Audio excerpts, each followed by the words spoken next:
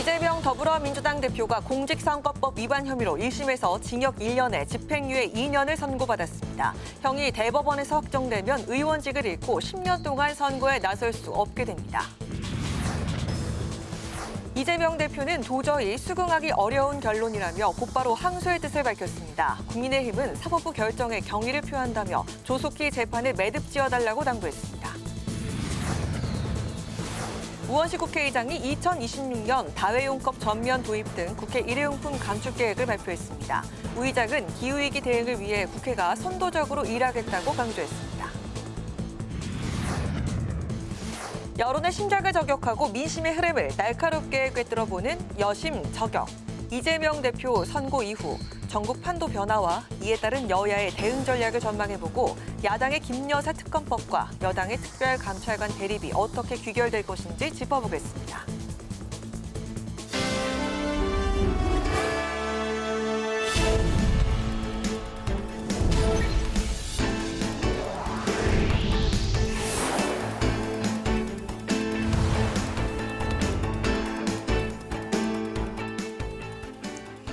여러분 안녕하십니까? 11월 15일 금요일 국회 라이브 6 시작하겠습니다. 이재명 더불어민주당 대표가 공직선거법 위반 혐의 재판 1심에서 징역 1년형을 선고받았습니다. 형이 확정되면 대선 출마가 불가한데요. 이 대표는 수긍하기 어렵다며 항소하겠다고 밝혔습니다. 김동희 기자입니다. 공직선거법 위반 혐의로 기소된 이재명 더불어민주당 대표가 1심 재판에서 징역 1년에 집행유예 2년을 선고받았습니다. 재판부는 선거 과정에서 표현의 자유를 인정해야 하지만 허위 사실을 공표하면 유권자가 잘못된 정보를 수집해 올바른 선택을 못하고 민의가 왜곡될 수 있다고 설명했습니다. 서초동 일대에 이 대표 지지자와 반대 진영 집회 인파가 모인 가운데 이 대표는 수긍하기 어려운 결론이라며 항소하겠다고 밝혔습니다. 오늘의 이 장면도 대한민국 현대사의 한 장면이 될 것입니다. 현실의 법정은 아직 2번 더 남아있고 그리고 민심과 역사의 법정은 영원합니다. 항소하게 될 것입니다. 지난 2021년 대통령 선거 후보 당시 발언 관련 선고인데 이 대표가 기소된 4가지 사건 중 첫 번째 1심 결과입니다. 이번 판결이 대법원에서 확정되면 이 대표는 의원직을 잃고 향후 10년 동안 선거에 출마할 수 없습니다. 대선 선거 비용 434억 원도 중앙선거관리위원회에 반환해야 합니다. 법원은 대장동 개발 의혹 수사를 받다 숨진 고 김문기 전 성남도시개발공사 처장을 몰랐다는 이 대표의 발언은 일부 유죄로 판단했습니다. 또 성남 백현동 식품연구원 부지 용도 변경 특혜 의혹에 대해 국토교통부가 협박해 어쩔 수 없이 응한 거라 답한 것도 허위사실 공표로 봤습니다. 한편 이 대표는 법정으로 향하기 전 3번째로 국회를 통과한 김건희 여사 특검법에 관한 입장을 밝혔습니다. 대통령 마음속을 알기는 어려운데 대통령이 국민의 뜻을 존중하는 국민의 대표라고 생각하면 국민의 뜻대로 하는 게 맞겠지요.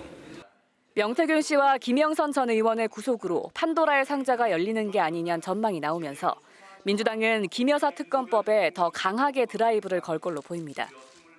민주당 내부에선 재판부의 저울추가 살아있는 권력에 기울어져 있다는 여론이 장외 집회와 이재명 대표 지지로 이어질 수 있다는 예측도 나옵니다. 국회 방송 김동희입니다. 국민의힘은 이재명 대표 1심 판결에 대해 사법부의 결정에 경의를 표한다고 밝혔습니다. 또 민주당을 향해선 법치주의를 유린한 행태에 대해 석고 퇴제해야 한다고 공세에 나섰습니다. 보도에 김희연 기자입니다. 국민의힘은 이재명 대표 1심 판결에 대해 죄 지은 자가 벌을 받는 것은 당연한 진리라고 밝혔습니다. 아무리 방탄보호막을 치고 사법부를 흔들어도 이 진리만큼은 훼손시킬 수 없었다고 강조했습니다. 이재명 대표 1심 판결과 관련해 기자회견을 연 추경호 원내대표는 이번 사법부의 결정으로 정의가 살아있다는 것을 보여줬다고 평가했습니다. 거대 야당이 방탄의 뚝을 겹겹이 쌓아도 정의의 강물을 막을 수는 없었다며 사법부의 결정에 경의를 표한다고 말했습니다. 이제 이재명 대표와 민주당은 이 대표 무죄와 방탄을 위한 무력 시위와 선동 정치를 중단하고 지금이라도 비겁한 거짓말에 대해 사죄하길 바랍니다. 국민의힘은 위증교사와 대장동 의혹 등 나머지 사건에 대해서도 엄정한 판단이 신속히 내려져야 한다고 촉구했습니다. 그러면서 재판부를 향해 어떤 외압에도 흔들리지 말고 오직 법리에 입각한 공정한 판결로 사법 정의를 구현해달라고 당부했습니다. 한편 어제 본회의에서 야당 주도로 이진숙 방송통신위원장에 대한 감사 요구안이 처리된 데 대해 국민의힘은 강력 반발했습니다. 추 원내대표는 민주당이 이 위원장에 대해 전례 없는 사흘간의 국회 청문회를 실시해놓고 임명 후 출근 하루 만에 탄핵소추안을 발의했고 이후에도 청문회를 열고 국정감사 증인으로 불러 괴롭혔다고 밝혔습니다. 그런데 이제는 감사까지 추진하고 있다며 이 정도면 스토킹 범죄라고 주장했습니다. 압도적 의석을 무기 삼아 이어온 횡포들이 헌정사의 오점으로 쌓이고 있습니다. 이제라도 이성을 되찾고 국회 본연의 임무에 동참해 주시기 바랍니다. 국민의힘은 또 민주당이 금융투자소득세 폐지에 동의해놓고 이를 논의할 기획재정위원회 회의를 보이콧하고 상임위원장을 윤리위에 제소하는 등 폐지를 미루려는 꼼수를 부리고 있다고 비판했습니다. 국회 방송 김희연입니다.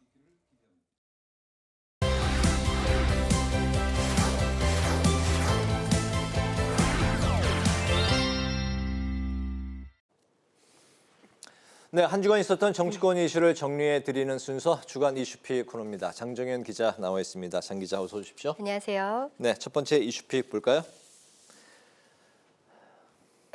네, 의원직 상실형 이재명 민주당 대표 1심 선고 이야기네요. 그렇습니다. 이재명 대표가 이 공직선거법 위반 혐의로 기소되고 2년 2개월 만에 1심 선고 결과가 나왔는데요. 네. 이 제1야당 대표의 이 정치적 운명이 걸린 하루였는데 결국 의원직 상실형을 선고받으면서 정치권의 후폭풍이 일고 있습니다.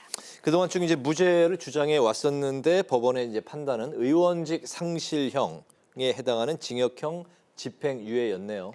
네, 아직 이 항소심과 대법원 판결이 남아있기 때문에 이 최종 결과라고 볼 수는 없는데요. 네. 일단 서울중앙지법은 이 대표를 일부 유죄라고 보고 징역 1년에 집행유예 2년을 선고했습니다. 이 선고 결과가 나오기 전까지는 벌금형이 유력하다는 전망이 컸는데 재판부가 예상보다 센 이 징역형을 선고하면서 파장이 커지고 있습니다. 이 대표의 사법 리스크가 현실화됐고 민주당도 타격이 불가피한 상황을 맞으면서 이 대표 곧바로 항소의 뜻을 밝혔는데요. 이 선고 결과를 듣고 나온 이 대표의 발언 전체를 들어보시겠습니다. 오늘의 이 장면도 대한민국 현대사의 한 장면이 될 것입니다. 현실의 법정은 아직 2번 더 남아있고 그리고 민심과 역사의 법정은 영원합니다. 항소하게 될 것입니다. 기본적인 사실 인정부터 도저히 수긍하기 어려운 그런 결론입니다. 우리 국민 여러분께서도 상식과 정의에 입각해서 판단해 보시면 충분히 결론에 이르실 수 있을 것입니다. 고맙습니다. 네, 이재명 대표를 이제 둘러싼 민주당 의원들의 표정이 현재 그 민주당 분위기를 이제 대변하는 것 같습니다. 이제 조금 전 오후 5시에 민주당 그 최고위원 회의까지도 긴급 이제 소집해서 열고 있는데 이 대표가 이제 항소 의지를 이제 분명히 했기 때문에 이제 2심에 이어서 대법원까지 이 사건이 이제 올라갈 것 같네요. 그렇습니다. 이제 대법원 결과가 이 대표의 정치적 운명을 가를 것으로 보이는데요. 이 대법원 결과가 언제 나올지에도 관심이 집중됩니다. 내후년 대선 전에는 나올 가능성이 커 보이는데요. 대법원에서 오늘의 이 집행유예형이 확정된다면 이 대표는 의원직을 잃고 10년 동안 선거에 출마하지 못하게 됩니다. 이 대표 1급 체제로 이 당이 재편된 상황에서 내후년 대선을 앞두고 민주당이 원하지 않은 상황을 맞은 건데요. 이 당의 가장 유력한 대권 주자인 이 대표가 대법원 선고 결과에 따라서 대선에 출마를 하지 못할 가능성, 또 지난 대선 선거 보전 비용 434억 원도 민주당이 반환할지 모르는 불확실성에 직면하게 된 겁니다. 여기에다 앞으로 열흘 뒤에는 이 대표의 이 위증교사 사건의 1심 선고가 있어서 사법 리스크가 여전히 존재하면서 리더십을 유지하기 위한 이 대표의 고심이 깊어질 것으로 보입니다. 네, 대선은 이제 내후년 아니고 27년, 3년 후가 되겠죠? 아, 네. 네네. 두 번째 이슈 바로 살펴보도록 하겠습니다. 네, 대통령의 주말 골프. 윤석열 대통령 이제 주말 골프 일정이 알려지면서 정치권에 이제 공방이 일고 있네요. 네, 이 윤석열 대통령의 비공개 주말 일정 골프 일정이 언론에 보도되면서 특히 야당의 거센 공세에 직면했습니다. 네. 내년도 예산안을 심사하는 이제 국회 예결위에서도 이번 주 이 문제로 뜨거운 공방이 이제 열렸었죠. 그렇습니다. 일단 먼저 대통령실이 내놓은 입장부터 살펴봐야겠는데요. 네. 이 대통령실은 윤 대통령이 트럼프 미국 대통령 당선인과 골프 외교를 준비하기 위해 8년 만에 군 골프 시설에서 연습을 했다고 설명했습니다. 하지만 미 대선 이전부터 대통령이 골프장을 찾았다는 주장이 나오면서 야당 공세가 거세졌는데요. 특히 어제 예결위에서는 윤 대통령이 지난 8월부터 총 7차례에 걸쳐 이 골프를 쳤다는 주장도 나오면서 대통령실이 국민에게 거짓말을 했다고 비판했습니다. 반면에 여당은 대통령이 골프를 치는 게 무슨 문제냐 이렇게 반박하면서 골프광인 트럼프 당선인과 소통하기 위한 준비 과정을 야당이 정쟁화하고 있다고 지적했습니다. 또 대통령 비공개 일정이 알려진 데 대해서는 경호 실패라고 지적했는데요. 여야 의원들 발언부터 들어보시겠습니다. 네. 지금 윤 대통령께서 골프를 연습하는 것은 즐기는 것이 아닙니다. 마니아인 트럼프 대통령과 소통하기 위한 준비를 하고 있다고 저는 생각하는데 동의하십니까? 예, 동의합니다. 이러한 사안에 대해서 사건건 즐긴다, 국민을 불편하게 한다 하면서 발목 잡는 것은 저는 정치 공세라고 생각하려고. 7일 만에 8일 만에 골프를 친 걸 가지고 8년 만에 쳤다. 이렇게 어떻게 거짓말을 합니까? 잘못할 수도 있죠. 그렇지만은 가장 안 좋은 것은 대통령의 거짓말이에요. 정치 지도자의 거짓말입니다. 네, 국가 정상들 사이에서는 종종 이 골프가 외교 친교 수단으로 이제 활용되기도 하죠. 그렇습니다. 2008년 당시 미국을 공식 방문했던 이명박 대통령은 이 조지 부시 미국 대통령과 이 골프 카트를 타고 회동을 했고요. 네. 2017년에는 트럼프 당선인과 일본 아베 총리가 골프를 함께 치며 친분을 쌓아 이 외교적 이득을 보았다는 평가도 나왔습니다. 그러나 야당이 문제 삼는 건 윤 대통령이 골프를 친 시기인데요. 부천 호텔 화재 사고와 북한이 평양에 무인기를 침투했다고 주장한 날, 그리고 대통령과 명태균 씨의 이 통화 녹취가 공개된 날이 모두 며칠 지나지 않은 엄중하고 자중해야 할 시기에 골프장을 찾았다는 겁니다. 하지만 이 제1야당이 정치적 위기 상황을 맞은 상황에서 대통령의 골프 연습 논란이 정치권에서 더 확산될지는 두고 봐야 할 것 같은데요. 내년 1월 트럼프 2기 정부 출범을 앞두고 대통령이 국민에게 트럼프 당선인과의 골프 회동을 준비하는 것이 알려진 만큼 이제는 외교 성과를 보일 상황에는 놓인 것 같습니다. 네, 세 번째 이슈픽 살펴보겠습니다. 네, 기후 전도사. 누구 이야기인가요? 네, 이 브라질과 파나마 공식 순방을 마치고 이번 주 귀국한 이 우원식 국회의장 이야기입니다. 네. 네, 우원식 의장이 이제 브라질에서 열린 G20 국회의장 회의에 참석해서 기후 위기를 강조하고 왔었는데 바로 이제 그 이야기군요. 네, 그렇습니다. 이 의장은 취임 직후부터 이 기후 위기 대응을 아주 급박한 국가 과제라고 꼽으면서 국회의 역할을 강조해 왔는데요. 의장으로서 국제사회의 기후 위기 문제 해결을 위해 의회 차원에서 함께 노력해야 한다는 메시지를 전달하는 데 주력하고 있습니다. 이번 브라질과 파나마 순방에서도 그 노력을 엿볼 수 있었는데요. 먼저 브라질에서 열린 G20 국회의장 회의에 기후 위기에 함께 대응하기 위한 의장급 회의체 출범을 제안했습니다. 그리고 우 의장은 이 제안이 받아들여질 수 있도록 각국 의회 의장들을 만나 열심히 설득했다고 합니다. 결국 기후 그 문제를 우려한 우 의장의 이 활발한 의회 외교 활동은 공동선언문 채택으로 이어졌고요. 우 의장은 G20 국회의장 회의 공식 발언을 통해서도 지구 평균 기온 상승을 산업화 이전 수준보다 1.5도 이하로 제한하는 파리 협정의 목표를 지키지 못하면 재앙을 초래할 것이라는 경고도 했습니다. 관련 발언 들어보시겠습니다. 파리 협정 당사국들은 내년 2월까지 더 강화된 국가 온실가스 감축 목표를 제출해야 합니다. 중요한 것은 이것이 이행되어야 한다는 점입니다. 네. 우원식 의장이 이제 기후 위기 문제에 대한 심각성을 이제 지적을 하셨는데 우리 국회 안에서도 기후 위기 심각성을 상징하고 있는 게 있다고요? 그렇습니다. 이 의장은 지난 9월 4일 기후 위기 시계를 국회 본청 앞으로 옮겨서 모든 사람들이 볼 수 있도록 했는데요. 네. 기후 위기 시계는 지구의 평균 기온이 산업화 이전보다 1.5도 상승하기까지 몇 년이 남았는지를 표시하는 시계입니다. 이 1.5도가 상징하는 게 뭐냐면요. 이 세계 195개국이 지난 2015년 파리 협정을 통해 기후 변화에 대응하기 위한 1차 목표로 제시한 온도입니다. 제가 오늘 낮에 기후 위기 시계를 찾아가 남은 시간을 확인해 보니까 네. 4년 249일 그리고 10시간 22분 정도를 가리키고 있더라고요. 얼마 안 남았네요. 그렇습니다. 네. 이 만약 기후 위기 시계가 0시 0분이 돼 우리 지구의 평균 기온이 1.5도 오른다면 상상할 수 없는 수준의 폭염과 가뭄, 강수량으로 지구촌 곳곳이 몸살을 겪는 수준을 넘어 이 고통스러운 상황을 맞게 될 것이라는 경고가 나오고 있습니다. 우리와 미래 세대를 위한 지구온도 지키기 노력은 더 늦기 전에 반드시 필요한 시점입니다. 얼핏 보면 1.5도라는 게 뭐 얼마 되지 않는 것 같은데 바로 이 1.5도가 우리 지구에 미치는 그 재앙이 엄청난 거군요. 맞습니다. 꼭 지켜야 될 것 같습니다. 오늘 주간 이슈픽은 장정현 기자와 함께했습니다. 장 기자 수고 많으셨습니다.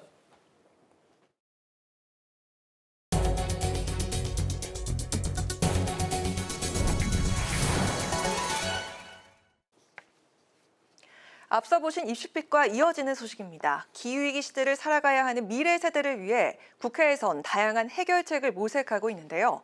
우원식 국회의장은 일회용품 사용을 줄이기 위해 다회용컵 시스템을 도입하고 향후 전면 확대하기로 했습니다. 김지수 기자입니다.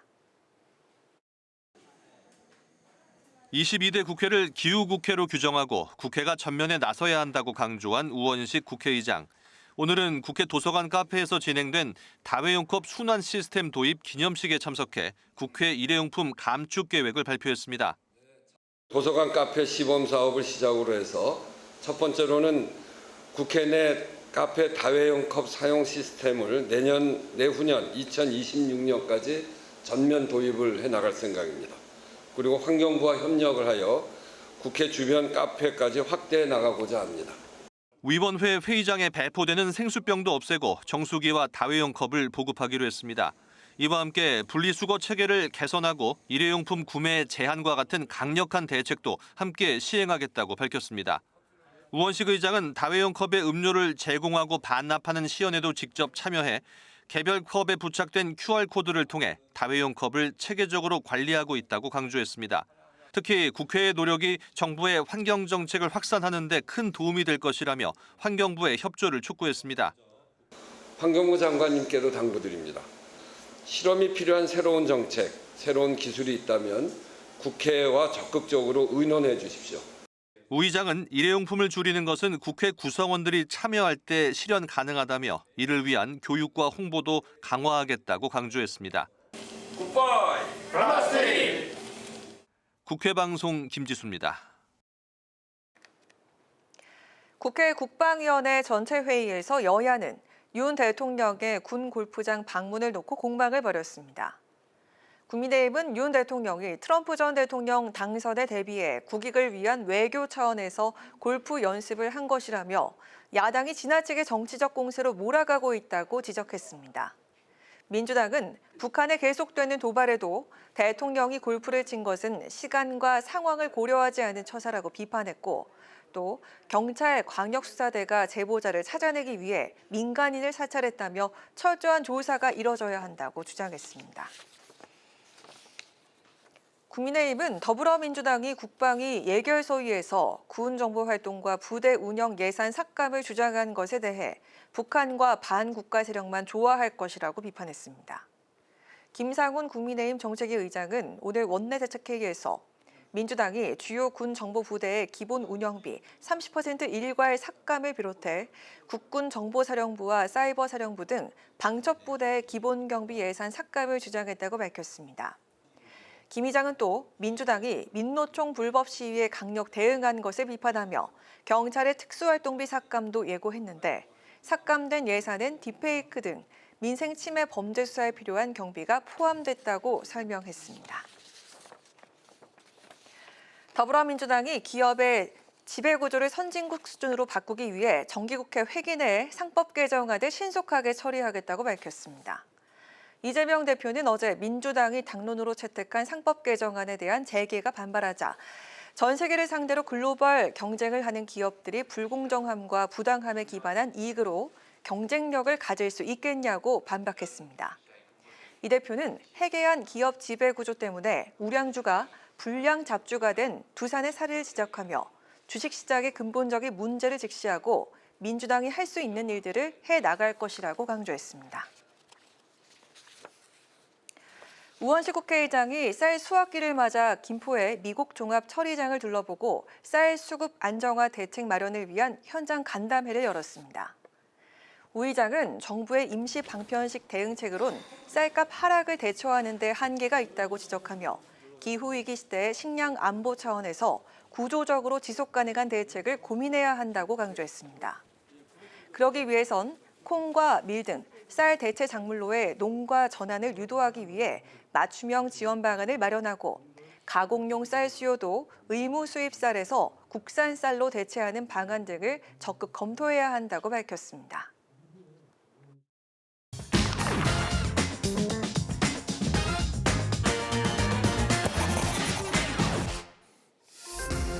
신동진의 정치노트, 오늘의 키워드는 소액 주주까지입니다. 어제죠. 더불어민주당이 의원총회를 열고 상법 개정안을 당론으로 채택했습니다. 이재명 대표가 금융투자소득세 폐지에 동의하면서 상법 개정안을 정기국회 내에 처리하기로 약속했었는데요. 상법 개정안은 우리의 후진적 기업 지배구조를 개선하고 이사회의 독립성과 견제, 감시 기능을 강화하면서 소액주주의 이익을 보호하기 위한 민주당표 코리아 부스트업 내용을 담은 것입니다. 국민의힘도 덮어놓고 반대만 할 게 아니라 전향적인 자세로 법안 심사에 협력해 줄 것을 촉구합니다. 이런 움직임에 재계에서는 강한 우려의 목소리가 나오고 있습니다. 민주당이 채택한 상법 개정안은 정치권이 기업 경영권을 흔드는 상황을 초래할 수 있다는 건데요. 왜 이런 우려의 목소리가 나오는 건지 상법 개정안 내용을 좀 더 자세히 살펴볼까요? 먼저 민주당이 채택한 상법 개정안은 주주에 대한 이사의 충실 의무를 명시했다는 게 그 핵심 내용입니다. 회사의 이익을 우선시했던 기업 이사의 책임을 회사뿐만 아니라 일반 주주들로까지 확대해서 소액 주주를 보호하겠다는 건데요. 재계에서는 기업 가치를 높이기 위해서는 지배 구조를 바꾸는 게 필요하다면서도 충실 의무 확대안에 대해서는 주주들 간의 소송을 남발할 수 있다고 경고했습니다. 또 소송 리스크는 이사회의 경영 판단을 위축시켜 경영권 전반이 흔들릴 수 있다는 건데요. 그리고 민주당 개정안에는 기업이 이사회를 구성할 때 사회이사를 독립이사로 변경하고 인원을 늘리도록 강제하는 내용도 담고 있는데요. 이에 대해서 재계는 사회이사를 선임하기 어려운 작은 규모의 기업들은 이사회 자체를 축소해서 역할을 제한하는 결과를 낳을 수 있다고 지적했습니다. 또 이외에도 상법 개정안에는 감사위원을 기존 이사와 분리해서 뽑는 분리선출제와 자산 2조 원 이상의 상장회사는 이사 선임 시 집중 투표제를 도입해야 된다는 내용이 담겼는데요. 그러니까 결국 대주주를 감시할 수 있는 시스템을 만들겠다는 겁니다. 하지만 재계에서는 이런 조항들이 행동력이 높은 해외 투자자들에 의해서 악용될 가능성이 크다고 강조하고 있습니다. 재계의 우려 목소리에도 민주당은 연내 상법 개정에 총력을 기울이고 있는데요. 국민의힘에선 성급한 추진이라며 재논의를 촉구하고 나섰습니다. 민주당식의 무리한 상법 개정안 추진은 코리아 부스트업 프로젝트가 아니고 코리아의 기업들을 부러뜨리는 프로젝트가 될 수 있다고 생각합니다. 민주당에게 요청합니다. 무리하고 성급한 상법 개정 추진을 일단 멈춰주시고 여야가 머리를 맞대고 심도 있게 논의할 수 있기를 기대합니다. 국민의힘에선 재계 의견을 근거로 밝히며 민주당의 상법 개정은 성급하다고 반대 의견을 밝혔는데요. 이미 당정이 소액 주주들을 보호하기 위한 방안을 논의 중에 있다며 재논의에 나서자는 제안도 내놨습니다. 재계가 늘 걱정이 있을 수 있죠. 그러나 또 하나하나 개혁을 해가는 것이고요. 우리나라 경제가 또는 기업 문화가 그렇게 하나하나 또 글로벌 스탠다드에 맞게 발전해 온 것이기 때문에 약간의 긴장이 있을 수 있죠. 알겠습니다. 민주당은 악용 우려에 대비한 안전장치는 물론 보완책도 함께 검토 중이라며 연내 통과 의지를 밝힌 상황이죠. 소액 주주까지 보호하겠다는 민주당의 상법 개정안이 재계의 우려를 뛰어넘을 수 있을지 1,400만 개인 투자자들의 눈길이 쏠리고 있습니다. 지금까지 신동진의 정치 노트였습니다.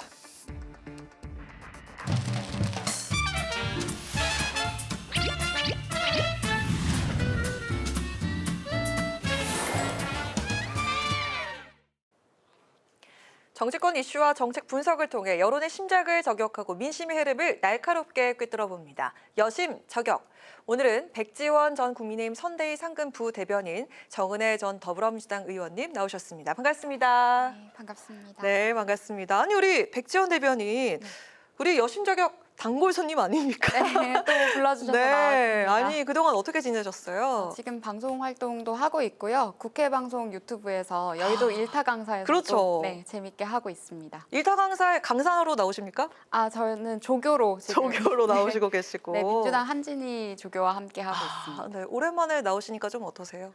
너무 반갑고요. 네, 앵커님도 너무 반갑고 오늘 반갑습니다. 좋은 대화 이어갔으면 좋겠습니다. 자주 뵈니까 조만간 이 자리를 넘보지 않을까 라는 그런 생각도 들고요. 오늘도 잘 부탁드리겠습니다. 네, 잘 부탁드립니다. 네, 우리 정은혜 의원님 지난주 네. 첫방 나갔는데 오늘 심기일전에서 오셨나요? 어떻습니까? 네, 지난주 방송 보셨던 분들이 네. 반응이 좀 있었는데요. 어땠어요? 네, 젊은 여성들이 이렇게 나오니까 네. 이렇게 정치라는 게 굉장히 좀 딱딱하고 좀 이렇게 좀 올드한 느낌도 있었는데 네. 이제는 좀 다가가기 쉽게 이렇게 설명해 주는 게 너무 재밌다. 그리고 가볍게 이렇게 네, 가볍고. 쉽게 볼 수 있다.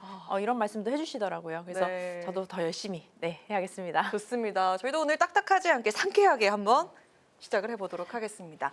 자, 그런데 첫 번째 주제는 좀 무겁습니다. 이재명 대표의 선거법 위반 1심 선고가 내려졌기 때문인데요.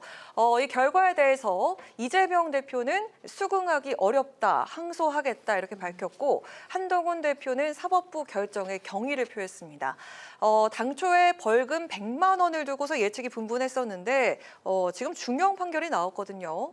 재판부의 판단에 대한 입장을 좀 들어볼까 하는데 민주당 측에서는 애초에 벌금 100만 원 미만의 형을 예측을 했던 것 같은데 이 결과에 대해서 좀 들어볼까요? 네, 민주당에서는 이제 무죄까지도 이제 바라봤던 사안입니다. 왜냐하면 일단은 고 김문기 씨를 알았느냐 몰랐느냐에 있어서는 본인이 인지하고 있었던 부분이기 때문에 몰랐다라는 측면에서 그분의 기억을 우리가 어떻게 판단할 수 있는 건 아니지 않습니까? 네. 그래서 무죄로 생각을 했었고 그리고 지금 또 선거법 위반과 관련해서 백현동 그 부지 선정과 관련한 그런 압박이 있었느냐 없었느냐라고 느꼈을 때 본인이 느끼기에 그게 압박이 있었다라고 느꼈다라는 말이었기 때문에 그 진술에 대한 부분 그것이 고의성이 있었느냐 그리고 이걸 통해서 선거에 당선된 목적으로 허위 사실을 말했느냐 이런 것들에 대한 판단이 저는 재판부에서 필요했었다고 보는데요.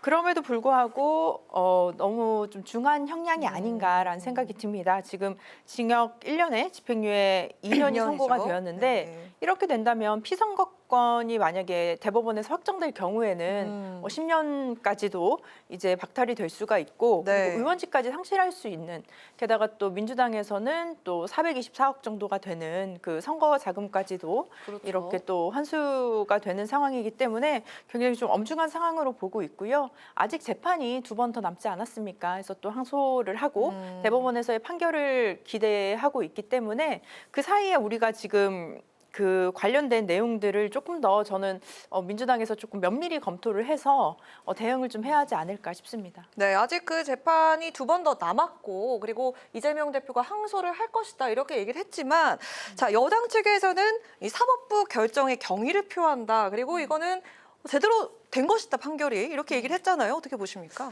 네, 사실 이재명 대표가 요즘 먹사니즘 이야기를 하고 있지만 막사니즘에 대한 판단이었다라는 생각이 들고요. 긴 말 필요 없이 당연한 결과였다라는 생각을 합니다. 사실 뭐 무죄를 바랬던 것은 희망 고문이었고 여당 측이든 야당 측이든 뭐 의견들은 갈렸습니다만 유죄는 확정적이나 형량에 대해서 다들 조명하는 바가 달랐던 것 같은데요. 네. 근데 이재명 대표와 관련된 여러 가지 혐의점을 봤을 때 이제 재판부 입장에서도 이걸 정상 참작하기에는 이번에도 판결 근거를 보면은 비슷한 전과 경력이 있었기 때문에 네. 조금 더 중하게 판단을 했던 것 같고요. 또 정치인으로서 공직선거법에 관해서는 조금 더 책임 있는 모습을 보였어야 하는데 이런 논란이 있는 것 자체가 문제다라는 말씀을 좀 드리고 싶고 지금 또 특히 민주당이나 이제 이재명 대표 지지자 측 같은 경우에는 재판부를 협박하거나 강압한 행태를 아주 오랫동안 보여왔습니다. 네, 그런 식으로 폭력을 행사한다거나 아니면 소위 정치 깡패 같은 모습을 보인다고 해서 우리나라 삼권 분립의 질서를 흩뜨린다거나 사법부의 결과 같은 것들을 바꿀 수 없다라는 것을 이번에 확인했던 것 같고요. 사실 이제 차기 대권 주자로 지금 이재명 대표가 아주 많이 언급이 되면서 오히려 이재명 대표에게 조금 더 유리한 결과가 나오지 않을까 언론들도 전망을 했던 것 같은데요. 네, 결과는 생각보다 재판부가 이제 그런 정치적인 것들에 휘둘리지 않고 판단을 내렸던 것 같고요. 해당 판사에 대해서도 정치 성향이 없는 그 해야 할 일을 묵묵히 하는 판사다라는 평가가 많은 것으로 확인되고 있습니다. 네, 이렇게 대법원에서도 확정 판결이 나면은 의원직을 잃고 대선 출마가 불가할 것이다 이런 예측도 있는 상황에서 오늘 이 선고 결과에 따라 전국도 요동칠 것 같다는 생각이 듭니다. 또 열흘 뒤에는 위증교사 혐의 1심 선고가 기다리고 있고 대장동과 대북송금 재판도 지금 진행 중인 상황이죠. 야당이 흔들릴지 그리고 여당이 반전에 성공하게 될지 이후에 전국 운영 전략에 있어서는 이 지도부가 어떻게 방향키를 잡고 있을까 이게 좀 중요할 것 같거든요. 민주당 지도부 어떻게 방향을 설정하면 좋을까요? 네, 저는 일단은 투트랙으로 가야 된다고 봅니다. 투트랙으로. 네, 그래서 첫 번째는 다음번 재판과 그리고 오늘 재판 결과를 어떻게 우리가 정의를 다시 구현하고 국민의 상식적인 눈높이에서 판결이 나올 수 있을지를 철저하게 준비해서 대비를 해야 하는 것도 저는 당이 해야 될 일이라고 보여집니다. 왜냐하면 이재명 대표의 그 판결에 의해서 당이 흔들릴 수 있는 저는 위기의 순간이다라고 생각이 듭니다. 그리고 또 한 가지 지금 더불어민주당이 다수당이지 않습니까? 저는 뚜벅뚜벅 묵묵하게 민생을 챙겨야 한다고 생각을 합니다. 민생을 챙겨야 한다. 네, 맞습니다. 지금 미국 같은 경우도 지금 정부가 바뀌었고 정당이 바뀌었고 또 우리가 지금 대북 관계라든지 그리고 대미 관계 그리고 또한 지금 요즘 또 뭐 주식 문제라든지 코인 문제라든지 굉장히 민생 분들 또 자영업자 분들도 많이 힘든 상황인데요. 이런 상황에서 우리가 다수당으로서 국민을 챙긴다, 민심을 챙기고 있다. 그리고 또 기후 위기 같은 경우도 적극적으로 대응을 해서 국민 여러분들에게 신뢰를 얻고 일을 잘한다라는 모습을 저는 꼭 보여줘야 될 것 같습니다. 네. 일각에서는 그 여당 측에서는 지금 이 문제에 대해서 김 여사 리스크를 좀 희석해서 어떻게 보면 이 상황을 좀 타개해 나갈 수 있는 그런 방향 아닌가 이렇게 해석을 하는 시각도 있더라고요. 근데 저는 전혀 그렇게 보지 않고요. 네. 사실 애초에 지금 김건희 여사 관련 특검을 이제 장외 집회까지 하면서 했던 시점 자체가 이재명 대표의 재판 결과를 덮기 위해서 민주당에서 그런 장외 집회를 정략적으로 했다고 보고요.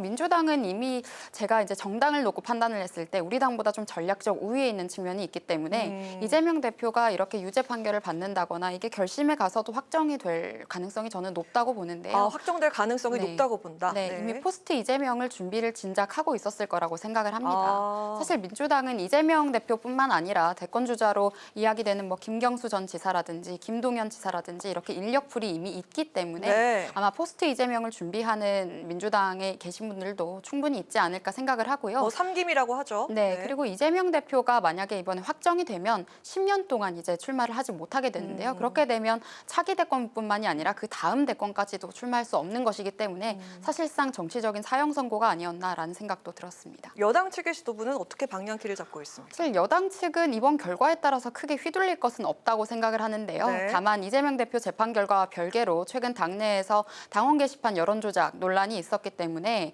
이것에 대해서 지금 국민의힘 의원 단톡방에서도 저희 개파가 없는 소신파 의원인 김미애 의원께서도 당무감사 이야기를 했는데요. 지도부에서 지금 당무감사를 하지 않으려고 좀 회피하는 모습을 보이고 있는데 있는데 우리가 앞으로 책임 있는 여당으로서 이런 상황에서 잘 헤쳐나가기 위해서라도 당내 문제도 좀 바로잡아야겠다라는 생각을 했습니다. 네. 그리고 그 당장 김 여사 특검대 그리고 특감하면은 특별감찰관의 줄임말이 될 텐데 특검 대 특감의 대결 어떻게 될지 전망을 좀 해보도록 하겠습니다. 거부권 행사와 재표결을 앞두고 관심은 여당의 이탈표와 특별감찰관에 쏠려 있는 상황인데요. 이 특별감찰관을 임명하려면 국회에서 3명의 후보자를 추천을 해야 하는데 정작 민주당 측에선 시큰둥한 반응입니다. 특별감찰관 당론 채택으로 리더십 증명에 성공한 한동훈 대표가 만약 이탈표가 나오거나 특감을 성사시키지 못하면 오히려 그 타격을 입지 않을까 이런 좀 전망이 있거든요. 어떻게 보십니까? 네, 사실 특별감찰관 요구에 대해서는 이미 1년도 전부터 이제 제2부속실 설치와 특별감찰관에 대해서 당시에 뭐 안철수 의원이나 여러 당에 계신 중진들도 이야기를 하셨었고요. 제가 1년 전에 여심저격에서도 그 이야기를 했었는데요. 네. 그렇기 때문에 이게 당론으로 채택되었다고 해서 한동훈 대표의 리더십이다라고 이야기하는 것은 좀 확대 해석인 것 같고 특별감찰관에 대해서는 뭐 계파에 따라서 당내 의견이 갈릴 부분은 아닌 것 같습니다. 다만 민주당에서 이 이슈에 대해서 지금 좀 반응을 하지 않는 이유는 정치적으로 이게 크게 효과적이거나 본인들이 사용하기에 적절한 어젠다는 아니거든요. 사실 특별감찰관이라는 것은 그렇게 크게 다룰 만한 어젠다가 아니기도 하기 때문에 그런 상황들이 있는 것이고 이제 앞으로 이재명 대표의 다음 재판도 있고 이제 최종 결판까지 이제 가기 위해서는 그 과정에서 이재명 대표의 이런 논란들을 좀 무마하기 위해서라도 김건희 여사가 또다시 타겟이 되지 않을까. 그래서 김건희 여사 특검이 한 번 더 또 오르내리지 않을까 하는 생각을 했습니다. 네, 한동훈 대표가 볼 때는 이게 특별감찰관이 돼야 압박하는 승부수 카드라고 좀 생각을 했던 것 같은데 어떻습니까? 야당 측에서 볼 때. 네, 맞습니다. 근데 이게 과연 좀 가능할지, 불가능할지 이 부분은 조금 더 살펴봐야 되는데요. 어제 김혜경 여사의 또 선고가 있지 않았습니까? 네. 그래서 선거법 관련한 선고가 있었는데 이 부분이 저는 굉장히 좀 중요하게 봐야 할 것 같습니다. 그렇다면 제가 인터넷 그 웹상에서 이렇게 댓글들을 많이 봤더니 김혜경 여사가 나오면 또 김건희 여사 얘기가 바로 이렇게 이어서 많이 나오기도 네. 합니다. 그리고 국민 여러분도 연관을 지어서 또 생각을 하겠죠. 근데 김건희 여사 같은 경우는 도이치모터스 주가 조작 의혹이 있고 그리고 얼마 전에 또 명태균 씨가 뭐 500만 원을 뭐 교통비 명목으로 뭐 이런 얘기도 있었지만 수수했다는 그런 의혹도 있고 이런 많은 의혹들이 있는 것들을 국민 여러분들이 이미 너무나 잘 알고 계십니다. 그렇기 때문에 오히려 이것들이 실행이 될 수 있을지 없을지 이 부분에 대해서도 많은 관심을 가지고 있고 그래서 한동훈 대표도 이번 기회를 통해서 본인이 당내의 입지가 어느 정도가 되는지 이것들을 좀 증명할 수 있는 시험대가 될 것 같습니다. 오늘 이재명 대표의 선고가 있었지만 네. 저는 그렇습니다. 국민의힘이 더불어민주당의 어떤 반사 이익으로 아니면 어떤 약간 리플렉트하는 거 있죠. 그러니까 그런 느낌으로서의 자신들의 정치를 하는 것이 아니라 국민 여러분들이 보시기에 신뢰를 얻을 수 있는 정당 그리고 집권 여당으로서의 어떤 모습을 보여야 하는가 이것이 저는 더 중요할 거라고 봅니다. 사실 민주당에게 반사이익을 볼 것은 전혀 없다고 생각을 하고요. 이미 민주당이 거대 야당이기 때문에 네. 오히려 국회에선 우리가 끌려갔던 점이 참 제가 아쉬운 지점이 있기도 합니다. 지도부를 향해서. 네. 그런데 한동훈 대표가 사실 지금까지 취임해서 어떠한 이렇다 할 어젠다를 보여주지 못한 것도 사실이고요. 지금도 좀 중심을 잡지 못하고 있는 것 같은데 특별감찰관 여부는 그렇게 크게 정체성을 나타낼 만한 정책 이슈가 그 정도는 아니라는 점. 아니다. 네. 리더십을 증명할 만한 그런 것도 아니다. 네, 정책 이슈에서 정체성이 굉장히 모호했던 점 때문에 당내에서 비판을 받고 있는데요. 앞으로 이런 부분에서 개선점을 보여줘야 될 것 같습니다. 네, 알겠습니다.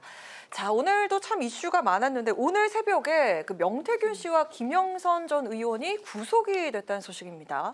검찰 수사가 어디까지 확대가 될지 주목받는 가운데 이 가운데 이준석 전 대표가 윤 대통령이 2022년에 지방선거 때 특정 인물의 공천을 요구했다고 갑작스럽게 폭로를 했습니다. 검찰은 이 전 대표도 조사를 할 방침이라고 하는데요.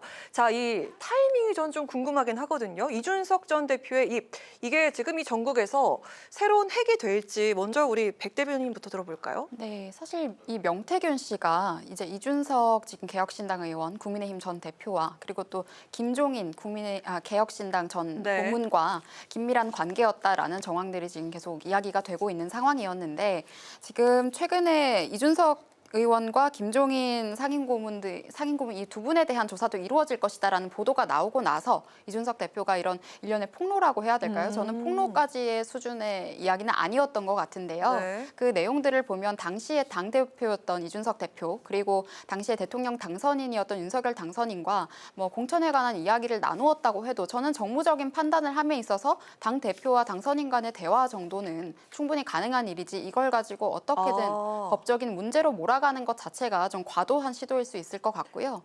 이건 공천 개입이 아니다라는 말씀이신 공천 거죠? 개입이라고 보기에는 지금까지 드러난 걸로는 굉장히 부족해 보이고 저는 사실 이 소위 브로커라고 하죠. 여의도 브로커라고 하는 이 명태균 씨나 뭐 아니면 그 증인이었던 강혜경 씨 이런 분들의 이야기들이 보면은 전원이 많습니다. 그랬다고 하더라, 뭐뭐라고 들었다. 그러니까 카더라 수준의 이야기를 우리가 자꾸 정치권에서 평론까지 하고 다뤄야 할 이슈인지 사실 지금은 조금 의문이 드는 것은 사실입니다. 네. 그러면 그 명태균 씨와 김영선 의원의 구속, 그 수사 확대는 어디까지 이루어질지 좀 전망을 해볼 수 있을까요? 그것은 이제 그 정치자금법이 이제 핵심적인 문제이기 때문에요. 책임을 져야죠. 그것에 대해서 김영선 전 의원이 잘못을 한 부분이 있으면 책임을 져야 하는데 이제 누군가가 본인이 살겠다고 자기가 조금이라도 친분이 있거나 알고 있었던 모든 사람들을 올감해서 정치적인 문제를 확대하는 시도는 아마 이번에는 어렵지 않을까 하는 생각을 했습니다. 네, 알겠습니다. 자, 이준석 전 대표가 이렇게 갑작스럽게 뭔가를 터뜨린 그 이유에 대해서 언론이 집중을 많이 했는데 어떻게 해석하실 수 있을까요? 일단 이준석 대표 같은 경우는 어떤 사안이 있을 때 본인이 즉각 대응하는 모습을 많이 보였었는데요. 이번 같은 경우는 뭐 즉각 대응이라기보다는 뭔가 좀 묵혀놓고 있다가 뒤늦게 이렇게 좀 얘기를 한 것 같습니다. 근데 특히 저는 강서구청장 공천 개입 같은 경우는 굉장히 좀 심각한 사안으로 보여지는데요. 네, 그래서 이런 측면에 있었을 때는 지금 현재 국민의힘에도 막대한 저는 타격이 있을 것 같은데 저는 좀 아쉬운 거는 국민 여러분들께서 이런 일들이 너무 비일비재하다 보니까 이제는 또 저랬나? 또 그랬나? 뭐 이런 식으로 좀 관심을 좀 덜 갖게 되시는 것 같습니다. 근데 분명한 것은 용산에서 개입을 했다, 대통령이 개입을 했다, 공천에 개입을 했다는 것은 굉장히 중요한 문제이고요. 그리고 저는 들리는 얘기로는 이준석 대표가 다음 주, 뭐 또 다다음 주에 또 뭐 폭로할 내용들이 있다, 뭐 이런 얘기들도 한간에 들리는 소문들이 있더라고요. 그래서 아마 그 당시에 당대표였기 때문에 굉장히 막강한 정보가 있었을 것으로 예상이 되고, 그리고 김건희 여사와도 직접적으로 이렇게 뭐 문자 소통을 했던 내용도 공개가 되었습니다. 그런 측면에서 봤을 때 우리가 알지 못하는 그 뒤에 더 많은 공천 개입의 의혹과 저는 논란들이 더 있지 않을까 싶습니다. 네. 사실 국민의힘에서 공천으로 우리가 문제를 좀 이야기를 해야 한다면 이번 2024년 총선에서의 공천이 사실 문제가 된 것이 있습니다. 가령 비례대표 같은 경우에는 자료가 전체가 삭제되었는데 그 경위에 대해서 당에서 지금 밝히지 못하고 있는 것도 있고요. 국민추천제에 대한 여러 가지 논란들도 있고 이게 당시에 저희 전당대회에서 당무감찰의 필요성에 대한 이야기도 있었는데요. 이런 지점도 우리가 좀 꼭 짚고 넘어가야 될 이슈라고 생각합니다. 네, 알겠습니다. 자, 윤 대통령이 페루에 도착해서 아펙 정상회의 일정을 시작을 했는데요. 국내에선 골프 논란이 터지고 있는 상황입니다. 트럼프 당선인과의 만남을 위해서 8년 만에 골프채를 들었다. 근데 알고 보니까 그간 6차례, 그것도 북한 도발과 부천 호텔 화재 추모 기간, 그리고 명태균 씨와의 통화 녹취 공개 직후였습니다. 이 타이밍이 참 묘한데요. 대통령의 골프와 또 대통령실의 갖가지 해명들에 대해서 어떻게 보시는지 우리 정은혜 전 의원부터 들어볼까요? 네, 저는 뭐 골프 치는 것 자체는 문제가 되지 않는다고 봅니다. 문제가 되지 않는다. 네, 골프는 스포츠고요, 운동이고 특히 어르신들 같은 경우는 건강을 위해서 저는 굉장히 좋은 운동으로 알고 있습니다. 그래서 그거 자체는 문제가 안 되지만 중요한 것은 시기가 언제였냐, 그리고 골프를 친 배경이 무엇이었느냐라는 것이죠. 근데 지금 말하고 있는 해명은 시기도 적절하지 않았고요. 그리고 그 배경도 전 적절하지 않았다고 봅니다. 특히 앞서 말씀드린 대로 트럼프 정부가 들어서고 나서 이런 새로운 정부가 또 그 정책에 변화가 있을진데, 그리고 트럼프 같은 경우는, 대통령 같은 경우는 우리가 예측할 수 없는 그런 정책들도 있을 겁니다. 그렇다면 우리가 통상이라든지 안보 분야에서 특히 방위비 분담금 같은 경우도 논의를 해야 하는데, 어제 또 수능이었죠. 우리가 청소년들이 제일 듣기 싫은 말이 공부해라. 네, 엄마가 공부해라 이 말 너무 듣기 싫어하잖아요. 근데 저는 오히려 윤석열 대통령에게 말하고 싶습니다. 네, 지금은 골프를 칠 시기가 아니고 공부를 해야 될 시기입니다. 그래서 미국의 정책에 대해서 새로운, 그리고 지금 속속들이 미국의 뭐 장관이라든지 이렇게 임명된 하마평에 오르는 분들이 계시지 않습니까? 그러면 그 새로 임명되는 내각에 어떤 분들이 중용될지, 그렇다면 우리 정부에서 소통할 수 있는 분이 누가 있는지 이런 것들도 좀 신속하게 대응해야 되지 않을까요? 네, 알겠습니다. 자, 대통령실에서 해명을 내놨는데요. 어떻게 보셨습니까? 네, 사실 저는 이런 골프 논란 이런 건 크게 의미가 없다고 생각하는 것이 까마귀 날자 배 떨어진다고 너무 짜맞추기식의 이제 논란이다라는 생각을 했고요. 뭐 앞서서 말씀하셨지만 골프가 스포츠지 이걸 언제까지 사치의 영역으로 하고 정쟁의 한 도구로 사용을 할 것인지 참 이런 것들이 저는 한탄스럽다라는 말씀을 드리고, 골프는 트럼프 대통령의 소통 방식입니다. 그리고 이번에 이례적으로 트럼프 대통령이 먼저 일본보다 대한민국에 먼저 연락을 하기도 했고요. 앞서서 여러 가지 외교적인 이야기도 했지만 지금 에이펙 정상회의에서 참석을 했고 G20에서도 트럼프 대통령과 이제 취임 전에도 회담을 지금 추진 중에 있다고 합니다. 특히 저는 우리 정부가 앞으로 급변하는 정세 속에서 지금 중국 양안 관계도 있고요. 러시아 우크라이나 전쟁도 있고 중동 이슈 같은 것들도 있는데, 이 트럼프 시대를 맞이해서 윤석열 대통령이 앞으로 외교 역량을 잘 보여준다면 오히려 지금까지 이제 판단되었던 여러 가지 이미지 전환이라든지 지지율을 끌어올릴 수 있는 모멘텀이 수차례 생길 수 있겠다. 이미 트럼프 당선인이 윤석열 대통령에게 전화를 걸어서 한국 조선업이라든지 이런 중공업이라든지 여러 가지 기술적인 부분에 있어서의 협력을 먼저 요청을 하기도 했기 때문에요. 네. 오히려 저는 이번 계기를 통해서 우리가 코로나 시국 이전에 그런 경제 활력을 다시 얻을 수 있는 계기가 되었으면 하고요. 윤석열 대통령도 이에 대한 의지가 큰 것으로 알고 있습니다. 외교 역량을 높일 수 있는 그런 계기가 될 수 있다. 골프 연습이 이렇게 말씀해 주셨는데. 골프 연습이 아니고요. 네. 이제 G20을 참석한다거나 이렇게 G20에 다자 외교에 여러 가지 네. 이제 노력을 하고 있는 면이 이제 외교적인 역량을 올리는 부분들이다라고 말씀을 드린 것이고, 네. 골프 연습 역시 이제 필요하다면 해야 하는 준비 과정의 일환이다라고 말씀을 드렸습니다. 네, 알겠습니다. 자, 여론의 시각은 좀 다를 것 같은데, 여론이 봤을 땐 이게 골프 연습만 보여지는 것 아니겠습니까? 네, 뭐 윤석열 대통령께서는 이제 뭐 대한민국 1호 영업 사원을 하겠다라고 말씀을 하셨기 때문에 골프도 하나의 외교고 이제 소셜라이징하는 과정에서 필요하겠죠. 하지만 우리가 그러지 않습니까? 아까 제가 뭐 공부를 하셔라 이런 얘기했는데, 공부를 잘하고 골프도 잘 치는 사람이 돼야지 골프만 잘 치는 사람은 저는 대통령으로서 트럼프에게 인정을 받을 수 있을지 모르겠습니다. 네. 자, 오늘 저희가 이렇게 준비한 주제 이야기를 좀 나눠봤는데요. 저희 시간이 좀 남았습니다. 오늘 못다한 얘기 이 자리에서 좀 더 할 수 있다면 각자 한마디씩 들어볼까 하는데, 우리 백지원 대변인 오랜만에 나오신 만큼 앞서 좀 짧게 들어봤던 말들 좀 더 보충할 부연 설명 좀 필요할까요? 국제 정세에 대해서 네. 마지막 질문에 대해서 조금 더 부연 설명을 한다면요. 네. 트럼프 대통령이 이미 윤석열 대통령과의 협력을 상당히 기대하고 있다라는 네. 것은 이제 미국 관계자를 통해서도 확인된 바가 있기 때문에, 과거에 문재인 대통령 같은 경우에는 이제 3초 패싱이라고 하죠. 거기 바로 앞에서 문이 닫혔던 그런 상황들도 있는데, 그런 그림은 전혀 있지 않을 것이다라는 생각이 들고요. 뭐 골프 외교 장면들이 나중에 이제 확인이 된다고 하더라도 아베 총리처럼 좀 굴욕적인 모습 이런 것들은 나오지 않을 것이다. 오히려 저는 윤석열 대통령과 트럼프 당선인의 케미가 좋지 않을까라고 전망을 하고 있고, 그리고 방위비 분담 이슈 같은 경우에는 우리가 이거를 논의한 지가 얼마 되지 않아서요. 네. 대통령이 바뀌었다고 해서 즉각적으로 해야 될 일은 아니겠지만, 국가 차원에서 이제 전술핵 재배치라든지 자체 핵무장 같은 것들은 담론으로서, 정책 담론으로서 나눠야 할 때가 됐다라는 말씀을 드리겠습니다. 네, 알겠습니다. 앞으로 그 대통령의 외교에 대한 전망을 좀 들어보는 시간으로 마무리해 보도록 하겠습니다. 어떻게 생각하십니까? 네, 대통령의 외교가 물론 중요하죠. 근데 지금 전국에서 각 대학의 교수님들께서 시국 선언을 하고 계십니다. 그래서 특히 부울경 지역에서 국민의힘을 지지율이 높은 지역이기도 하죠. 그 지역에서도 많은 교수님들이 시국 선언을 하는데, 그 이유 자체가 지금의 이런 전국 상황이 상식적으로 도저히 이해가 될 수 없는 상황들이고, 그리고 민생이 파탄되고, 특히 외교 문제에 있어서도 너무나 지금 어두운 상황이지 않습니까? 그래서 국민 여러분들께서는 너무나 살기 힘들다, 어렵다고 하시는데 이 부분에 있어서 물론 외교 부분에도 더 신경을 많이 쓰셔야겠지만 그런 민심의 소리를 들어주셨으면 하는 바람이 있습니다. 외교보다도 일단 우리 민생 문제부터 좀 챙겨야 한다. 민심을 청취를 해야 한다. 네, 맞습니다. 이렇게 이해하도록 하겠습니다.